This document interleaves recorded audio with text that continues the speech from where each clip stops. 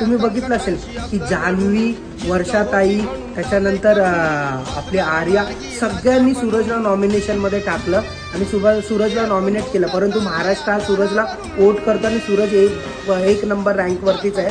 आणि तुम्ही बघितलं की कॅप्टन्सी टास्कमध्ये सूरजची सर्वात जास्त मेहनत होती. आणि डी पी दादांना काय वाटत होतं की अंकिता दुसऱ्यांदा कॅप्टन झाली पाहिजे आणि अंकिताला पण वाटत होतं की मीच कॅप्टन झाली पाहिजे, मला लोकांनी सपोर्ट केला पाहिजे.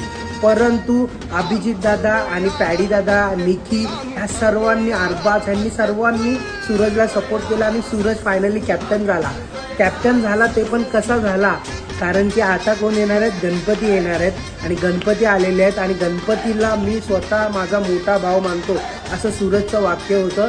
आणि त्यांनी वर्गणी गोळा करून गणपती बाप्पा यांना बसवलं होतं. त्याचंच त्यांना फळ भेटलं, ते म्हणजे गणपती आले आणि सूरज कॅप्टन झाला. सूरज कॅप्टन झाल्याचा आनंद तुम्हाला झाला